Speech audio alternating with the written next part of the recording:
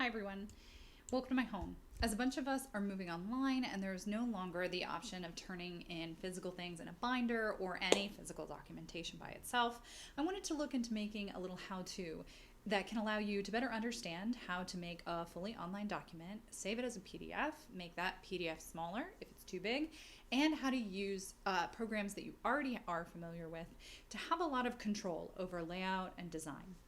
All right, here we go.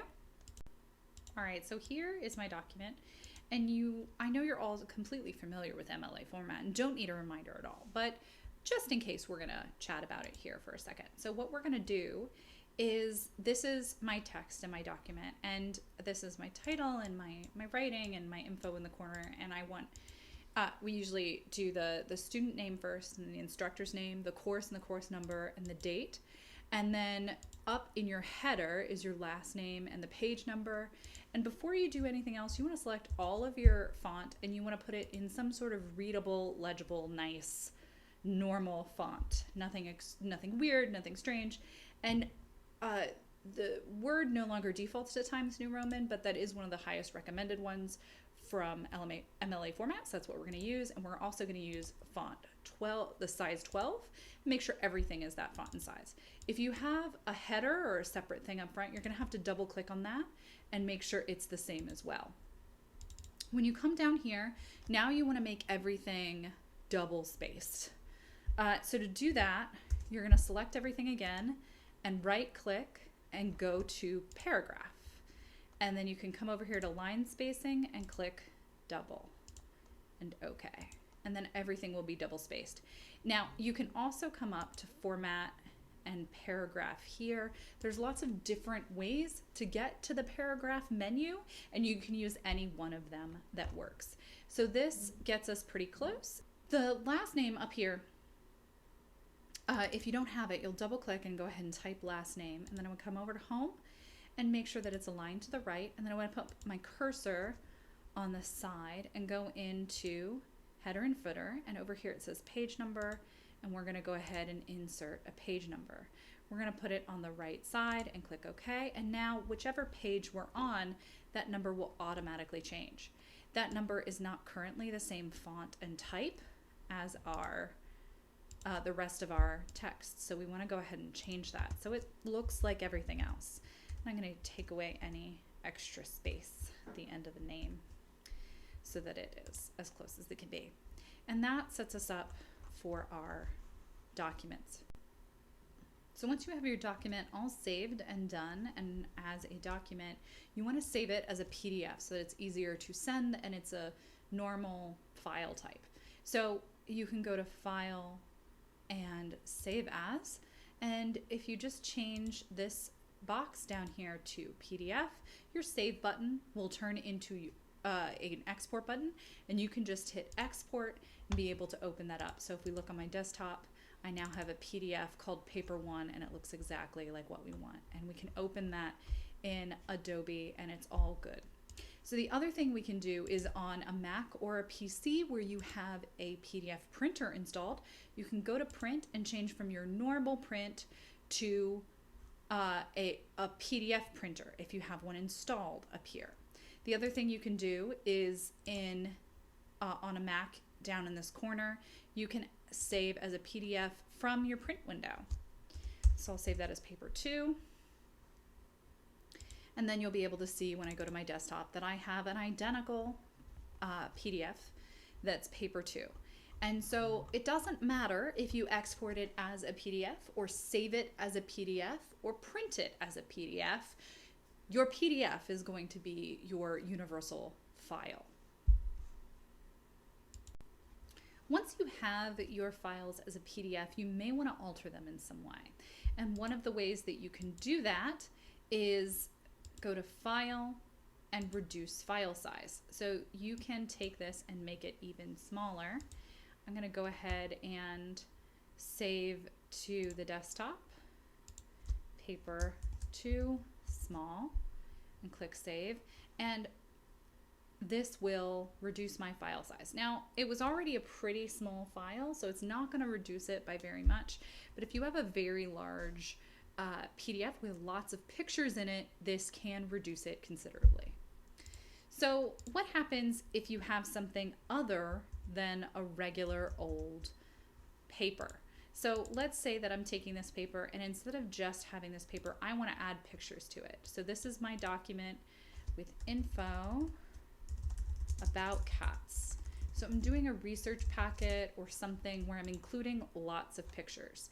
And I actually have a whole file folder of these cats, not Cats the Musical, but just regular cats in here. And so I have pictures of cat trees and cat toys and just regular old cats. So I can come in here and insert a picture, and I can insert those pictures from a file.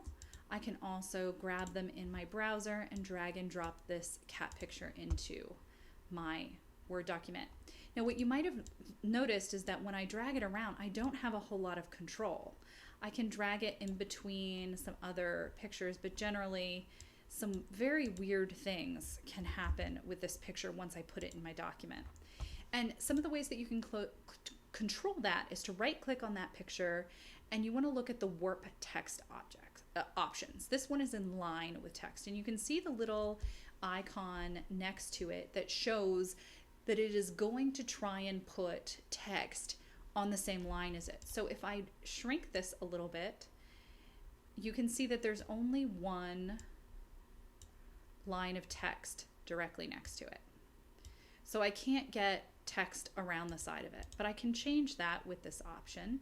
And if I do square, this means that it will wrap around my text in both directions, not just one direction. So I can place it wherever I like, and I can have text wrap around. But this is still generally wanting to be on my piece of paper somewhere. All of these have different options, but let's say you want your picture behind or in front of your text, aka not affected by your text at all. And that would be something like this. So this is in front and it's blocking all of my text. Maybe that's the way I want it, or behind, and I can have that text written on my picture. When I'm looking at doing something in my document, I might want to consider top and bottom. And what this will do is not have any text interrupt my picture. I'm still able to drag and drop it up and down throughout my text, but I don't have to worry about it being on the same plane. I can also come in and go back to inline with text and just make sure that after my picture, I have an enter. And that way it will keep it steady. And then I can hit the center button, and that will make sure it is aligned to the center of my page, and the text above it doesn't interfere with it, and the text below it doesn't interfere with it. One of the things you can also do is this little button right here is the show hide button for all of your punctuation marks. And if you click that, you can see where you have hit the enter key. You can see all sorts of special characters with it as well. So you can see if something strange is happening, and there's a little blue dot every time you have a space. So you can also see the difference if you have 5 spaces at the beginning of a paragraph or a tab at the beginning of a paragraph versus whether or not you have an enter or a line break. So this is very useful in adding and being able to pay attention to your settings so you can move your pictures wherever you want in your paper. So I'm going to go ahead and put in a bunch of cat pictures as if this was a research project. So what I mean by that is underneath each of these pictures, it would say in the woods, etc. So I'd have captions under each one. So I'd go ahead and drag and drop my pictures into this. Now, one of the things I can do is edit my pictures by making them bigger or smaller. And the other thing I can do is, let's say I like this picture and I've put it into, I'm gonna make sure there's a enter right above here. That way this top one, this set of text here, I can align to the end. This has to be its own paragraph in order to be center aligned. So once it's center aligned, I want to remove this Tumblr watermark from this picture. And so I'm going to go to picture format, crop, and then I'm going to pull that crop line in. And then that picture is now the size I want it to be. So I can change the crop of a picture once it's inside. I can also, for style or whatever I might like, I can add borders to this picture. You have a lot of options inside of Word or PowerPoint in order to move these things around. So almost all of these same options that you have in Word, you also have in PowerPoint. But it's a lot harder to manipulate text in PowerPoint than it is to manipulate text in Word. So if you have something like a paper where there's lots of paragraphs and things need to be neatly arranged, like a research packet like this, this is where you would want to do that. If you are trying to do some sort of beautiful arrangement of pictures, that's when you want to do it in PowerPoint. So we're going to go ahead and cover that in a little bit, where I put arrangements of pictures in PowerPoint. So just like in Word, you can export and save as a PDF the same way that you can anywhere else. So if you have something that is a lot more picture heavy, this is a very useful way of moving them around. It is a little bit less friendly for text, however. But if you do want to have something that is the size of a regular page or document, and you want to do some sort of collage or put some things together, but you don't have a more powerful program, PowerPoint is extremely powerful. And there's lots of other things you can do with it than just create a traditional PowerPoint slide.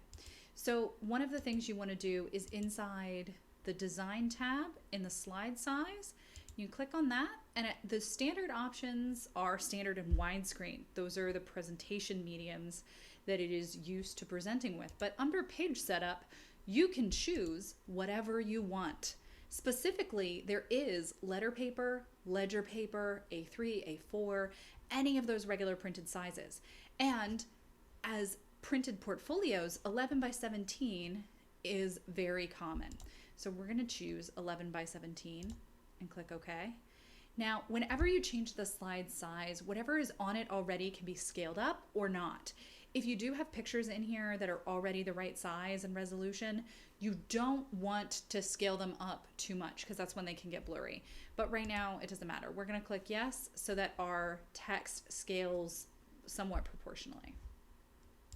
So one of the things you want to keep in mind is that if you want to make something like a picture document or a portfolio or something that shows off a lot of pictures, one of the advantages to this is that it's just much faster to insert and sort pictures and make sure they're the right size and all that jazz.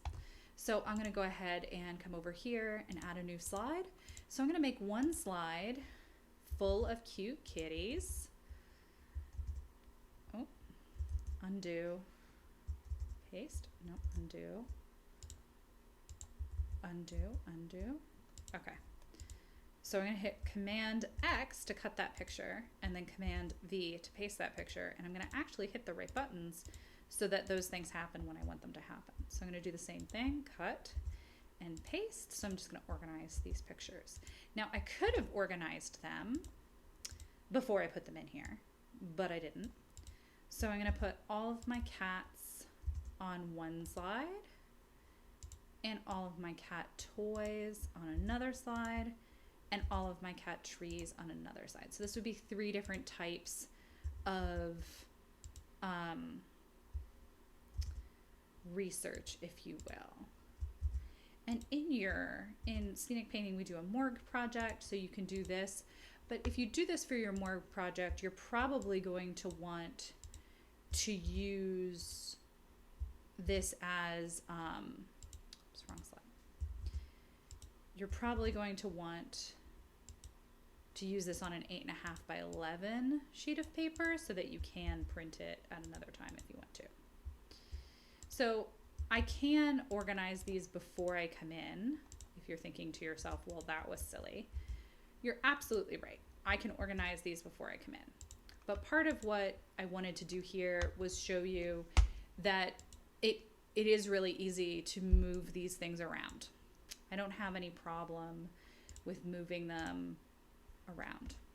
I can go to the slide and take off the background. And so if this was my portfolio of cat pictures, I could come in and I could place these pictures anywhere I like. Now, I'm getting some suggested design ideas, which is nice.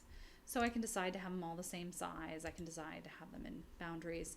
But if I'm not going to use this, which I don't think I am, because it doesn't have any mind for what it's cutting out. Whoops. I'm going to go ahead and close that.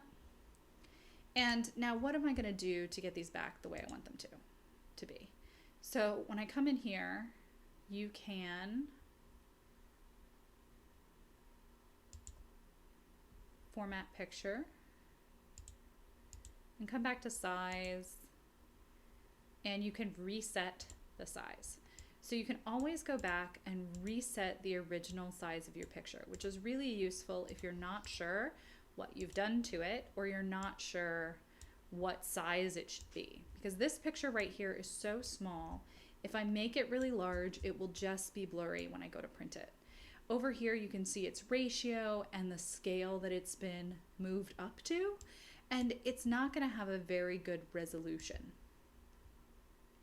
So I'm going to go ahead and pull this down, and actually I'm going to go ahead and just reset it, and I am going to make it a little bigger, but not very much. And I'm going to make it even with this picture over here. And I just need to drag until those have dotted lines. Now this one right here, I want to do what I did with the other picture in Doc and Microsoft Word, and I want to crop it. So I'm going to select it, and I'm going to select picture format, and I'm going to select crop, and then I'm going to come in and crop this picture down to just the idea of the cat toys.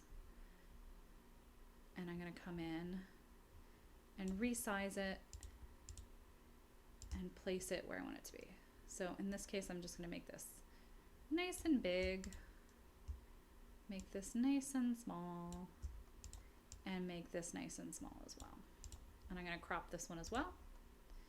Now once you crop a picture, if you want to make that picture bigger or smaller without selecting the crop, it will make it bigger or smaller with the crop in mind still. So what I mean by that is you won't lose the way you've cropped your picture. So as you can see, this one has a lot more fluid movement when all I want to be doing is changing the size of pictures and rearranging them. In Word, I would have to go in and say that I don't want to lock it to a page over and over again for each and every picture. This one doesn't lock it to a page unless I ask it to lock it to text. So I can add a text box as well and come in here and just add my caption. So generally what I like to do is come in and add that caption. Well,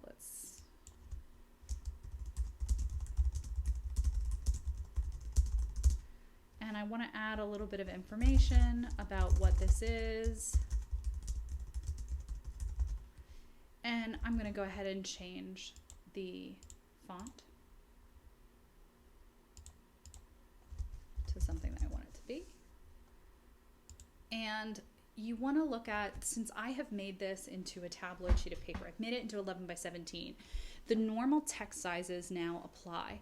So your font size 12, when you're reading it, is a pretty standard size for any text that you're reading. So even though it looks very small on this particular page, I know that I made this page into 11 by 17. I'm not presenting this as a presentation. I'm printing this as a document. So my font should be a readable font as a document, not as a presentation. So that being said, 12 is usually the size of body font in documentation. So I'm actually going to bring that down to a 9 for a caption. So it's a nice, small, demure piece of writing, if you will. And I'm going to copy paste it and move it over to this side over here. And you can see all these guides helping me to make sure that they're the same as what's around it. And if you find something that has two arrows like this, So there's the orange arrow on the left and the right side of the page. Those orange arrows are telling me that the distance around it are the same, which looks great and is exactly what I want. So I'm also going to click this picture over here so that we have the text aligned to that side, to that picture. And I think this one looks particularly like it's floating in the middle of nowhere. So just like in Word, you can add an outline to this picture and you can strengthen the weight of that outline as well. So now it looks a little bit more popped out. So the nice part about this is that I can come in, and this picture had these spaces built in. I'm going to come in and build in those same spaces on these pictures to make it look like they are originally in that same image, just mimicking that look. And so to do that, I'm going to come in and crop it even smaller over here just to make it fit. And now it looks like it all belongs. And this in PowerPoint is a very powerful way to make a printed document that is a little bit more like a flyer or a brochure or a portfolio or a more picture-based document rather than a Word-based document that is much better in Word itself. Again, you can file and export as a PDF, and you can save that as cats and their toys on the desktop. So now when I open this one for cats and their toys, this one is a bit bigger. So if I come in here and I go File, Reduce File Size, I'm probably going to get quite a bit too small of reduction, just because pictures also are able to reduce. So it went down from 10 megabytes to less than 1 megabyte or 800 kilobytes. So it got significantly smaller, which is great for emailing and sending digitally. If I wanted to print this, I want to keep it at the 10 megabyte size so that the print is a better quality. Now I have two. Let me go ahead and open this smaller one. So let's say that I want to turn in, didn't mean to close that. I'm going to close this one and I'm going to open this small one and this small one. So now I have my paper and I have my pictures with captions, and I want to combine these two together and turn them in together. So in Acrobat, all I have to do is open this little side area. I'm going to make it into two files. So I'm going to open them and set them side by side. And then I'm going to open the pages, and I'm going to decide to put my 10-page paper first and then my 3 pages of pictures after it. So I'm just going to drag it and drop it in there, and then all I have to do is save. That easy. So another thing you can do is, let's say you don't want to do that. You want to create a brand new file. You want to leave paper 2 small and cats and their toys small, and you want to create a third one that's a combination of the two. So you can come to Combine Files and then click Add Open Files. Select those files. Select the order is what you're doing here. So you're selecting the order in which you want this to happen and click Combine. Once you do, it creates a file that says Binder, and this one is a brand new file with those pieces. Now you can also combine files and click Add Files and select any of the ones you want. So if I selected all of these PDFs we just made, which would be completely unnecessary because several of them are duplicates, we can add those files and wait for my computer to be set. Okay. So we can add all those files, and now we can drag and drop what order we want these papers to come in, and then click Combine, and now we'll get one binder all together with all of those pieces of documentation in them all together that we can turn in. So let's say that you don't have, your Acrobat doesn't do this. Well, some versions of Acrobat don't have this, including some free versions. So one of the things you can do, close all tabs, don't save, don't save, don't save. So one of the things you can do if you don't have a full version of Acrobat is use the power of the internet. So to be completely honest, there are dozens and dozens of free online PDF services out there, but I love PDF.com quite frequently, where you can merge PDFs, split PDFs, compress PDFs, all of the things we just talked about, you can do here.